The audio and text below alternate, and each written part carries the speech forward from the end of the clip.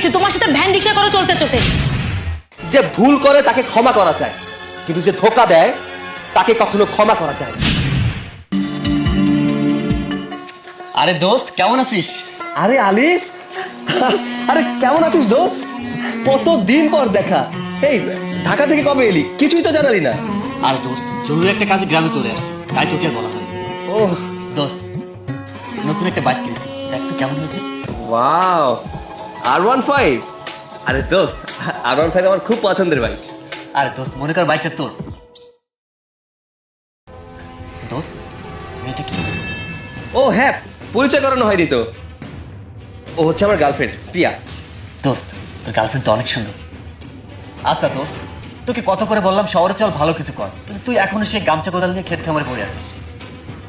আর যার এত সুন্দর একটা গার্লফ্রেন্ড আছে তার কি এই গামছা কোদাল মানায়?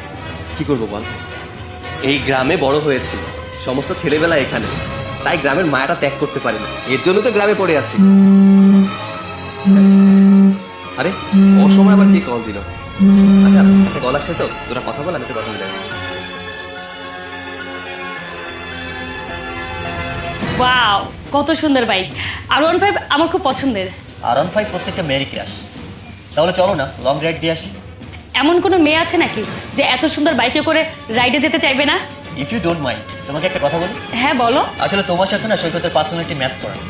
তুমি কত সুন্দর হট একটা মেয়ে, আর তুমি যদি আমার বাইকের পিছনে বসো তোমার হট তুমি কিন্তু এটা ভুলে যাচ্ছ যে এই সুন্দরী আর হট মেয়েটার একটা বয়ফ্রেন্ডও আছে। আরে তাতে কি হয়েছে, ও তোমার বয়ফ্রেন্ড, হাজবেন্ড তো আর না। আর তাছাড়া গোলাপ ফুলে কাটা আছে, তাই বলে কি ফুল তোলা যাবে না? ঠিকই বলেছো, তোমার কথায় কিন্তু যুক্তি আছে। আলে তাহলে আমরা এখন আসি, তোর সাথে আবার পরে কথা হবে। হ্যাঁ আরে সৈকত, কতদিন আর এভাবে তোর গার্লফ্রেন্ডের ভ্যান রিক্সা চড়াবি? তার থেকে আমি একটা কাজ করি, ওকে আমার বাইকে করে বাসায় পৌঁছে দিয়ে আসি। আরে না না থাক, তোরা তো কষ্ট করতে হবে না, আমি ওকে প্রতিদিন তো বাসায় পৌঁছে দেই, আমি পৌঁছে দিতে পারবো। আচ্ছা প্রিয়া চলো। আরে না না, শুনলে না তোমার ফ্রেন্ড কি বলেছে? বলেছে তো আমাকে আমার বাসায় পৌঁছে দেবে। একটা কাজ করো, তুমি চলে যাও, আমি ওর সাথে যাব। প্রিয়া তুমি এসব কি বলছো? আমি তো তোমাকে প্রতিদিন নামিয়ে দিয়েছি তাই না? আর তাছাড়া তুমি কি আমার বন্ধুকে চেনো নাকি যে ওর সাথে যাবে? তাতে কি হয়েছে? আমি তো আগে তোমাকেও চিনতাম না, আর ওকে আমি যেতে যেতে চিনে নেব। প্রিয়া কি হয়েছে তোমার? তুমি ঠিক আছো তো? না সৈকত, কোনো কিছু ঠিক নেই। আমি বিরক্ত হয়ে গেছি তোমার সাথে ভ্যান রিক্সা করে চলতে চলতে। এখন আর আমি তোমার সাথে এভাবে চলতে পারবো না। ও আচ্ছা, এইবার আমি বুঝতে পেরেছি, ওর কাছে একটা দামি বাইক আছে, এর জন্য তুমি এমন ব্যবহার করছো। হ্যাঁ তুমি ঠিকই বলেছো, আমি যা করছি এই বাইকের জন্যই করছি। আচ্ছা তোমার কাছে কি কোনো কিছু আছে? এই পর্যন্ত তুমি আমার জন্য কোনো কিছু করেছো? করনি। 6 মাস ধরে তুমি আমাকে স্বপ্ন দেখিয়েছো যে এমন একটা দামি বাইক তুমি কিনবে, কিন্তু সেই যোগ্যতা তোমার এখনো হয়ে ওঠেনি। তুমি শুধু আমাকে মিথ্যা স্বপ্নই দেখাইছো, কিন্তু বাস্তবে এখনো পূরণ করনি। আরে প্রিয়া আমি তো তোমাকে বলেছিলাম যে এই মুহূর্তে বাইক কেনা আমার পক্ষে সম্ভব না, আমি অল্প অল্প করে টাকা জমাচ্ছি, তারপরে বাইক কিনবো। শোনো, অল্প অল্প টাকা জমিয়ে কখনো এত দামি বাইক কেনা যায় না।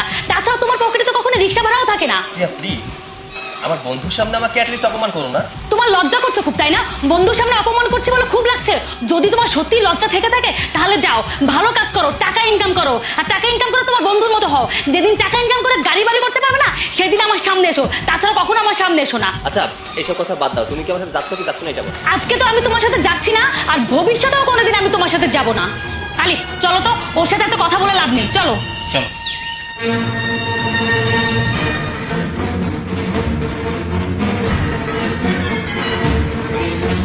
আলিফ চলো, স্টার্ট করো। ও সৈকত ভাই, চাবিটা দেন তো। সৈকতের কাছে কেন চাবি থাকবে? আরে বাইক তো তোমার, তাই না? তাহলে ওর কাছে কেন চাবি চাচ্ছ? যার বাইক তার কাছেই তো চাবি থাকে। এই যে স্যার।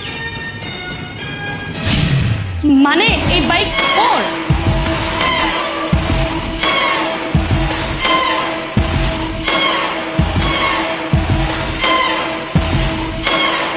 হ্যাঁ আমার কাছে, আমি তাহলে আসি। আচ্ছা ঠিক আছে, তুমি যাও। কোথাও আমার কাছে রেখে যাও।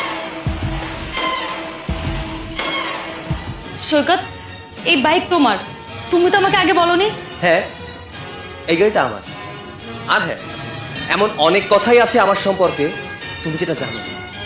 শোনো, টাকা দিয়ে যদি ভালোবাসা কেনার হতো তাহলে আমি টাকা দিয়ে অনেক ভালোবাসা কিনতে পারতাম, কিন্তু সরি টু সে, আমি চেয়েছিলাম এমন একটা ব্যক্তি আমার লাইফে আসুক যে ব্যক্তিটা আমাকে ভালোবাসবে, আমার টাকা পয়সা বিষয় সম্পত্তিকে নয়।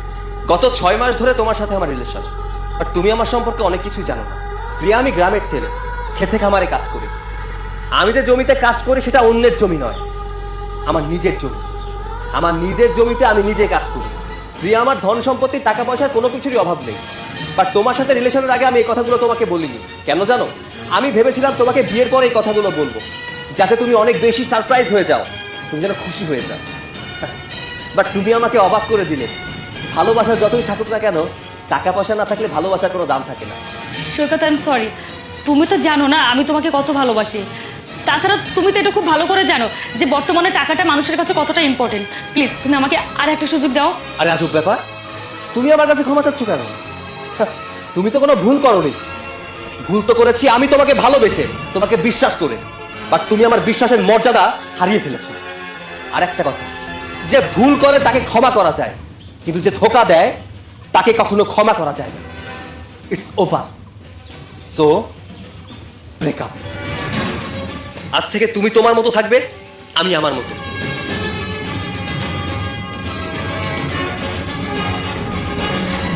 সৈকত, উনি কোনো মেকানিক নন, উনি আমার হাজবেন্ড। আরে এই মেকানিক, তোর বউ দেখে আমাকে ভয় দেখাচ্ছে। আমার ক্ষমতার কাছে তোমার ক্ষমতা একদমই জিরো। এই মেকানিক, সামনে আমার গাড়িটা নষ্ট হয়ে গিয়েছে, ঠিক করে দিবি চল। যদি ঠিক করতে পারিস তাহলে তোকে এক্সট্রা কিছু টাকা দিব। এক্সকিউজ মি, উনি কোনো মেকানিক না। মেকানিক না? ও বুঝতে পেরেছি, আগে হয়তো মেকানিক ছিল, এখন কাজ ছেড়ে দিয়েছে। পোশাক দেখে তো মনে হচ্ছে মেকানিকই, তা না হলে চোখে মুখে কালি থাকবে কেন? আচ্ছা যাই হোক, তুই ম্যাডামের গাড়িটা ঠিক করে দিয়ে আমার গাড়িটা ঠিক করে দিস, না হলে আমি এখন মেকানিক কোথায় পাবো বল? আপনি কিন্তু ওনার সাথে বেয়াদবি করছেন। উমা, আজব ব্যাপার তো। আমি তো আপনার সাথে কোনো কথাই বলিনি, আমি কথা বলছি ওর সাথে। আর 2 পয়সার একটা মেকানিকের সাথে কিভাবে কথা বলতে হবে সেটা কি আমার আপনার কাছ থেকে শিখতে হবে? তাছাড়া আমি কথা বলছি 2 পয়সার মেকানিকের সাথে, আপনার গায়ে লাগলো কেন? কারণ উনি কোনো মেকানিক নন, উনি আমার হাজবেন্ড। কি? এই মেকানিক আপনার হাজবেন্ড? হাসালেন ম্যাডাম। আপনার স্ট্যান্ডার্ড দেখুন আর ওর স্ট্যান্ডার্ড দেখুন, কোনো অ্যাঙ্গেল থেকেই তো মনে হচ্ছে না আপনারা হাজবেন্ড ওয়াইফ। আরে ধুর, আমি এত কথা বলতে যাচ্ছি কেন? আমার তো গাড়ি ঠিক করা হলেই হলো। ম্যাডাম, আপনি আপনার হাজবেন্ডকে বলুন আমার গাড়িটা ঠিক করে দিতে, যে টাকা বিল আসে আমি তার ডাবল করে দিব। আপনি কিন্তু অতিরিক্ত। সব সময় উত্তেজিত হতে হয় না। আর তাছাড়া উনি বিপদগ্রস্ত আছে, এর জন্য হয়তো এভাবে ব্যবহার করছে। আর তুমি তো জানোই আমি গাড়ির কাজ জানি। তাহলে একটা কাজ করি, ওনার গাড়িটা ঠিক করে দেই। আরে উনি তোমার সাথে কত বাজে ব্যবহার করলো, তারপরে তুমি তার গাড়ি ঠিক করে দিবে? আচ্ছা শোনো, মানুষ বিপদে পড়লে তাকে বিপদ থেকে রক্ষা করা মানুষ হয়ে মানুষের কর্তব্য। আমি শুধু এই কর্তব্যটুকু পালন করি। আচ্ছা ভাই, চলুন দেখি আপনার গাড়িতে কি হয়েছে। এই যেন আমার গাড়ির চাবি, ওই যে ওইখানে আমার গাড়িটা রাখা আছে, যাও ঠিক করে দিয়ে আসো। আচ্ছা ঠিক আছে ভাই, আমি আপনার গাড়ি ঠিকভাবে চেক করেছি। আপনার গাড়ির ইঞ্জিন অয়েল লিক করছে। আপনি একটা কাজ করুন, আপনি গাড়িটা ভালো কোনো মেকানিককে দেখে ঠিক করিয়ে নেবেন। আরে ভাই, তুই তো লোক সুবিধার না, তুই নিজেই একটা মেকানিক, তাহলে তুই কেন আমাকে অন্য একটা মেকানিকের কাছে পাঠাইতে চাইতাছস? দেখ, তোরে ভালোই ভালোই বলতাছি, আমার গাড়িটা সুন্দর করে ঠিক করে দিই। কেন আমাকে কষ্ট করে অন্য একটা মেকানিকের কাছে পাঠাবি? এক্সকিউজ মি, উনি না বলেছে উনি কোনো মেকানিক নন, তাহলে আপনি কেন ওনার সাথে বেয়াদবি করছেন? আর শুনুন, অ্যাটলিস্ট মানুষের সাথে ভালো ব্যবহার করুন আর মানুষকে সম্মান করুন। আরে কাকে কিভাবে সম্মান করতে হবে সেটা কি আমার তোমাদের কাছ থেকে শিখতে হবে? ও 2 টাকার একটা মেকানিক, ও আমার গাড়ি ঠিক করে দিবে, আমি ওকে টাকা দিব, ফ্রিতে তো আর কাজ করাবো না। আর 2 পয়সার একটা মেকানিককে আমার সম্মান দিতে হবে? আপনার এই খারাপ ব্যবহার আপনার জীবনের সমস্যা হয়ে দাঁড়াতে পারে। আরে এই মেকানিক, তোর বউ দেখে আমাকে ভয় দেখাচ্ছে। এই মেয়ে, তুই কি আমাকে চিনিস আমি কে? আমি এই এরিয়ার সাবেক এমপির ছেলে মাহফুজ। আমার দাপটে এই এরিয়া কাঁপে, আর তুই আমাকে ভয় দেখাচ্ছিস, আমাকে হুমকি দিচ্ছিস? এত বড় সাহস তোর? আরে তুমি তো এতক্ষণ নিজেরটাই বলে গেলে, কিন্তু তুমি কি জানো উনি কে?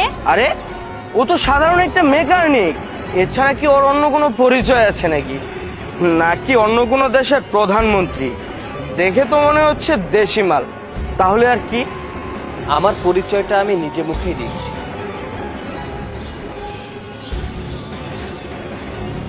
I am police commissioner Saikat Ahmed. Sir, তার মানে কি আপনি আমাদের এই এরিয়ার পুলিশ কমিশনার? হ্যাঁ, আমি এই এরিয়ার নতুন পুলিশ কমিশনার। ম্যাম, অ্যাকচুয়ালি আমি আপনাদেরকে চিনতে পারিনি, আমাকে ক্ষমা করে দিন। আমি আর আমার হাজবেন্ড একটা ইম্পর্টেন্ট মিটিং এ যাচ্ছিলাম, প্রতিমধ্যে গাড়িটা নষ্ট হওয়াতে আমার হাজবেন্ড নিজেই নেমে গাড়িটা ঠিক করছিল, আর তুমি এসে আমার হাজবেন্ডকে যা না তা বললে, তাকে নিয়ে মজা করলে কেন? সে নর্মাল পোশাক পরে আছে বলে? শোনো, সে নর্মাল পোশাক পরতেই পছন্দ করে। আসলে তোমাদের মধ্যে কিছু সংখ্যক লোক আছে যারা মানুষের পোশাক দেখে তাদেরকে বিচার করে। আর হ্যাঁ, আমি তোমাকে বলেছিলাম না তোমার এই বেয়াদবির জন্য তোমার জীবনে একটা সমস্যা বয়ে আনতে পারে? সাবেক এমপির ছেলে হয়ে আপনি যে ক্ষমতার বড়াই দেখালেন, এর জন্য তো আপনাকে শাস্তি পেতেই হবে। স্যার, স্যার আপনি আমাকে ক্ষমা করে দিন, আমি আপনাকে চিনতে পারিনি। যদি আমি আপনাকে চিনতে পারতাম তাহলে কখনোই আমি আপনার সাথে খারাপ ব্যবহারটা করতাম না। ওঠো। তুমি সেই প্রথম থেকেই আমার সাথে খারাপ ব্যবহার করে গেছো, আর আমি তোমার সাথে ভালো ব্যবহার করে গেছি। মানুষের সাথে ভালো ব্যবহার করতে শেখো, মানুষকে সম্মান করতে শেখো। তুমি যখন মানুষকে সম্মান করতে শিখবে, মানুষও তোমাকে সম্মান করবে। কেউ ধনী হোক বা গরিব, প্রত্যেকটা মানুষের একটা সম্মান আছে, তাই মানুষকে সম্মান করতে শেখো। আমি আবারও বলছি, মানুষকে সম্মান করতে শেখো। আমি চাইলেই আমার পরিচয়টা আগেই দিতে পারতাম, কিন্তু কেন দেইনি জানো? আমি এটা দেখতে চেয়েছিলাম তুমি তোমার ক্ষমতার বড়াই দেখিয়ে কত দূর পৌঁছাতে পারো, আর আমি তোমার গণ্ডি পেরোতে পারি কিনা। আফসোস, আমার ক্ষমতার কাছে তোমার ক্ষমতা একদমই জিরো। তাই কখনো ক্ষমতার বড়াই দেখাবে না, কারণ বাপেরও বাপ থাকে। চলো। চলো। আর হ্যাঁ, তোমার সাথে খুব শীঘ্রই দেখা হবে।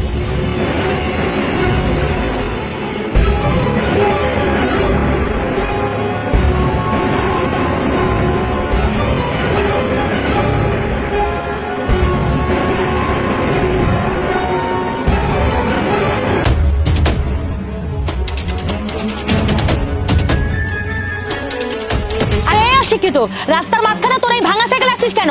এটা কি সাইকেল রাখার জায়গা? আজব ব্যাপার তো, চেনা নেই জানা নেই আপনি এসে খারাপ ব্যবহার করা শুরু করে দিয়েছেন।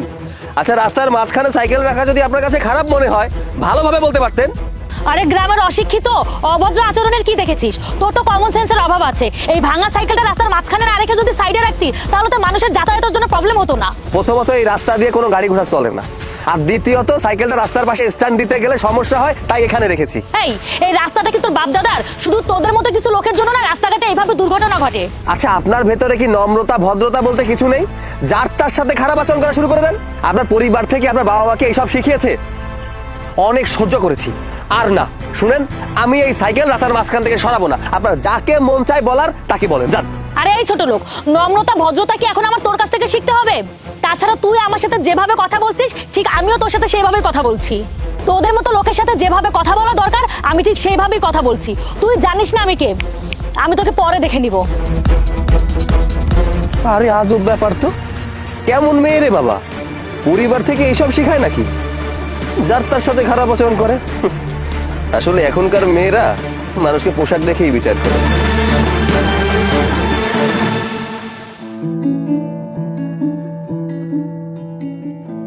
কি ব্যাপার স্যার, এত সকালে সাইকেল নিয়ে কোথায় বের হয়েছিলেন? আমার শারীরিক কন্ডিশন দেখে ডাক্তার বললো একটু সাইকেল চালাতে। গাড়িতে চড়ে চড়ে একদম শরীরটা শেষ হয়ে গেছে, এর জন্য সকাল সকাল সাইকেল নিয়ে বেরিয়েছিলাম। তাহলে কি আজকে আপনি অফিসে আসবেন না? হ্যাঁ, বাসায় গিয়ে ফ্রেশ হয়ে তারপরে আসবো। স্যার ভালো কথা, আজকে আমার একটা ফ্রেন্ড ইন্টারভিউ দিতে আসবে। ইন্টারভিউটা কি আপনি নেবেন নাকি এজিএম স্যার নেবে? আমার যদি অফিসে আসতে দেরি হয়ে যায়, তাহলে আমি নাজিমকে বলে দিব, ও ইন্টারভিউ নিয়ে নিবে। স্যার আরেকটা কথা, ওই 3 লক্ষ টাকা ডোনেশনের কি করব? ও হ্যাঁ, ভুলেই গিয়েছিলাম। আচ্ছা, আমি চেক লিখে দিব, আগামী সোমবার টাকাটা উঠিয়ে ওদেরকে দিয়ে দিও। জি স্যার, আসসালামু আলাইকুম। আসসালামু আলাইকুম স্যার। ওয়ালাইকুম আসসালাম। স্যার, আমাকে শুভ স্যার এখানে ইন্টারভিউর জন্য পাঠিয়েছে। আমি শুনেছি এখানে রিসেপশনের ভ্যাকেন্সি খালি আছে। হ্যাঁ, ভ্যাকেন্সি তো খালি আছে। আপনার কোয়ালিফিকেশন কত দূর? বিবিএ কমপ্লিট করেছি। অন্য কোথাও কি কাজ করেছেন? মানে কোনো অভিজ্ঞতা আছে রিসেপশনিস্টের? জি স্যার, 2 বছরের অভিজ্ঞতা আছে। আচ্ছা ঠিক আছে, আসলে ইন্টারভিউটা নেন আমাদের এমডি সাহেব। উনি একটু কাজে ব্যস্ত, ওই জন্য দায়িত্বটা আমাকে দিয়েছেন। আপনার কোয়ালিফিকেশন ভালো এবং পূর্ব অভিজ্ঞতার কারণে আপনার স্যালারিটা আমরা 25,000 টাকা ধরছি। আচ্ছা স্যার, এতে কোনো সমস্যা নেই। ঠিক আছে, আপনার চাকরিটা কনফার্ম। আপনি তাহলে আগামীকালকে জয়েন করেন। Thank you sir. আরে আজ তো অফিসে প্রথম দিন, আমার কেমন জানি ভয় ভয় লাগছে। আচ্ছা, আরে কোনো সমস্যা নাই, আমি তোকে পরে সব কিছু জানিয়ে দিব। আচ্ছা রাখ, পরে কথা বলছি। আরে এই অশিক্ষিত গ্রামের খ্যাত, তোর কি মাথায় বুদ্ধি বলতে কোনো কিছু নেই? তোর মাথায় কি গোবর ভরা? তুই সেদিন তোর এই ভাঙা সাইকেলটাকে রাস্তার মাঝখানে রেখেছিস, আর আজকে আমার কোম্পানির সামনে। এই তুই কি জানিস যে এই কোম্পানিটা কত বড়? যখন আমি প্রতিদিন এখানে সাইকেল রাখি তখন এখানেই তো রাখবো, তাই না? আর তাছাড়া আপনি যেহেতু এখানে দাঁড়িয়ে আছেন, আপনার সমস্ত কিছু জানা উচিত। আচ্ছা যাই হোক, আপনি এখানে কি করছেন? আরে এই, আমি এই কোম্পানির এমপ্লয়ি, আজ নতুন জয়েন করেছি, আজই আমার অফিসে প্রথম দিন। আর এই প্রথম দিনই তোর মতো অশিক্ষিত গ্রামের খ্যাতের চেহারাটা আমার দেখতে হয়েছে। আমি বুঝতে পারছি না যে আমার আজকে সারা দিনটা কিভাবে কাটবে। আপনি যদি এই কোম্পানির নতুন এমপ্লয়ি হয়ে থাকেন তাহলে আপনি কাজে মন দিন। আমার সাইকেল এখানেই থাকে, এখানেই থাকবে। বুঝতে পেরেছি, তুই এই কোম্পানির ঝাড়ুদার, তাই না? তোর মতো এরকম গ্রামের অশিক্ষিত লোক এর চেয়ে ভালো কাজ তো কখনোই করতে পারে না। তোর যে যোগ্যতা তুই সেই কাজই করছিস। আচ্ছা যাই হোক, তুই বেশি কথা না বাড়িয়ে এখান থেকে যা, এখনই স্যার চলে আসবে। তোকে যদি দেখে ফেলে ঝামেলা হতে পারে। ওই দেখ, স্যারের গাড়ি চলে এসেছে। আরে আসতে দিন না তোর বসকে, সমস্যা কোথায়? দেখা করে তার সাথে, দেখি উনি এসে কি বলেন।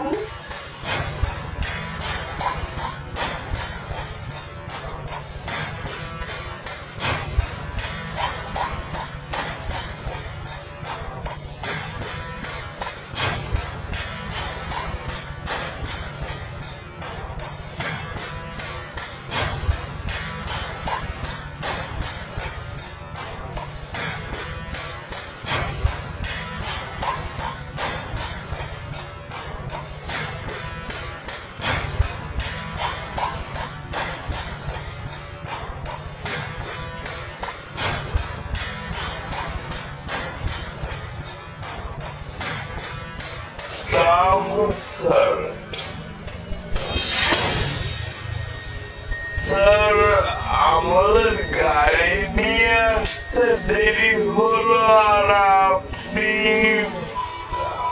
সাইকেলে করে আমাদের আগে কি করে আসলেন? শোনো, তোমাদের এই বড় গাড়ি সব রাস্তা দিয়ে চলতে পারে না। আমার এই ভাঙা সাইকেল নিয়ে আমি চিপা চাপা রাস্তা দিয়ে চলতে পারি, এর জন্য আগে চলে এলাম। আচ্ছা যাই হোক, এই মেয়েটা আমাদের কোম্পানির সামনে কি করছে? স্যার, ও আমার ফ্রেন্ড, আর গতকাল ওর ইন্টারভিউর কথায় আপনাকে বলেছিলাম। জি স্যার, গতকালকে আমি ওনার ইন্টারভিউ নিয়েছিলাম। মেয়েটা স্যার অনেক ভালো, আর ওনার কোয়ালিফিকেশন অনেক ভালো, এই জন্য স্যার ওনাকে নিয়োগ দিয়ে দিয়েছি। Good morning sir.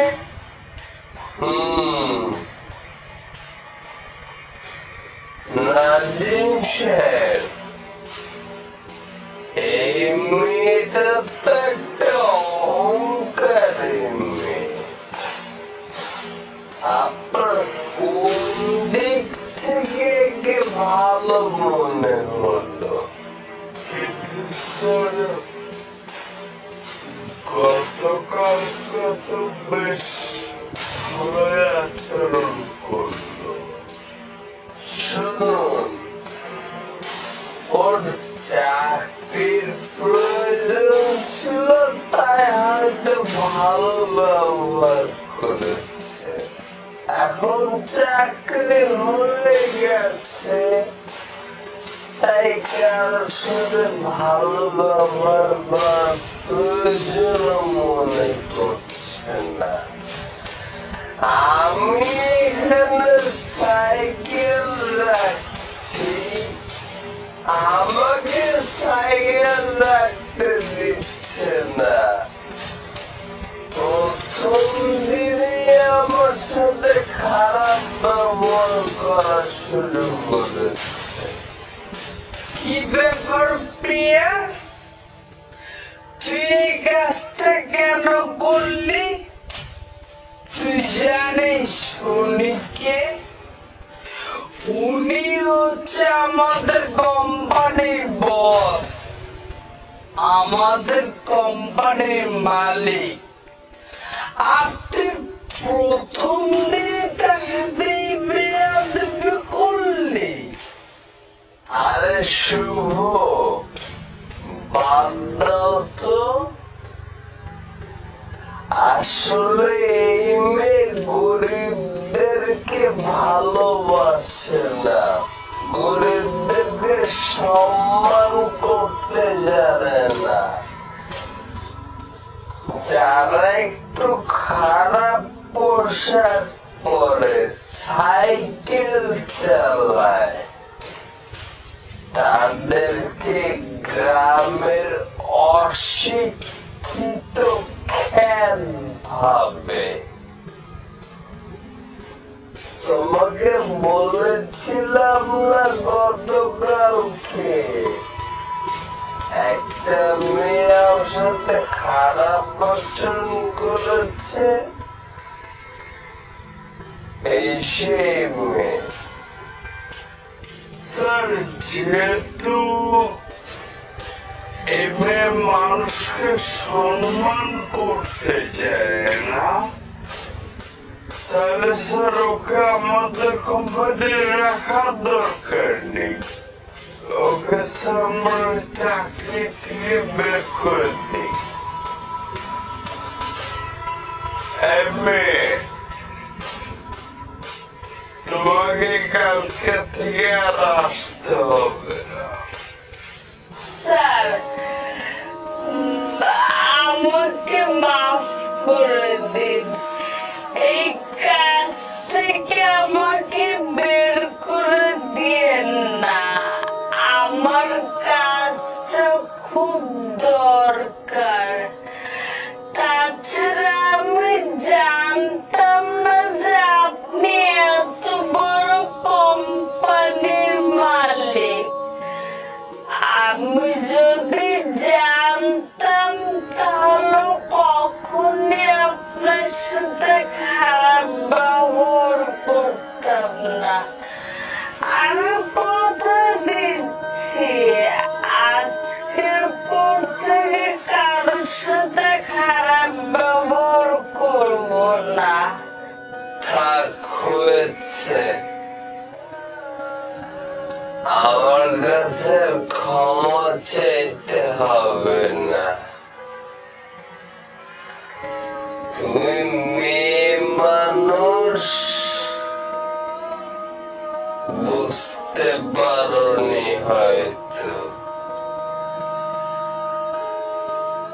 নিজের কাজে মন দাও, চাকরি থেকে বের হতে হবে না। আর হ্যাঁ, প্রত্যেকটা মানসিক সম্মান দিয়ে কথা বলবে। একটা কথা মনে রাখবে,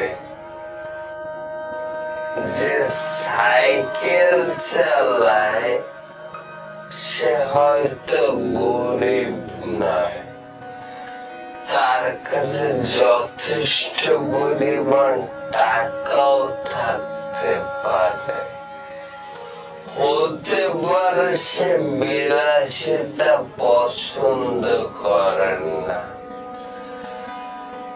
আর শুভ, যাও ওকে ভেতরে নিয়ে যাও, কাজ বুঝিয়ে দাও।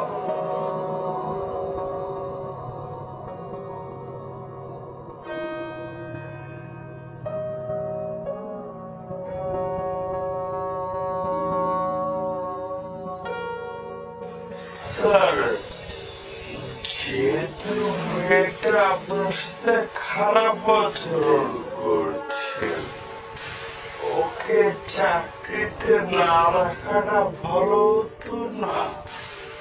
শুনুন নাজিম সাহেব, মানুষের কাজই ভুল করা, আর মানুষ হয়ে মানুষের দায়িত্ব তাকে ক্ষমা করে দেওয়া, তাকে বোঝানো। তাই আমি ওকে ক্ষমা করে দিয়েছি। ক্ষমা মহৎ গুণ। যান, আপনি আপনার কাজ করুন।